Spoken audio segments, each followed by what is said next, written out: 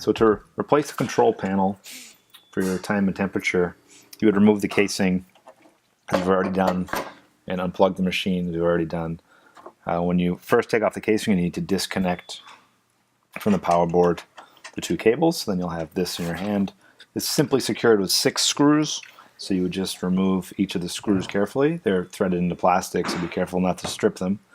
And then the new panel would go in its place, secured back down. You would connect you would put over partially over the machine, connect the cables, and you'll be ready to go. Simply go back down the machine, reset it, and it's really straightforward to replace the control panel.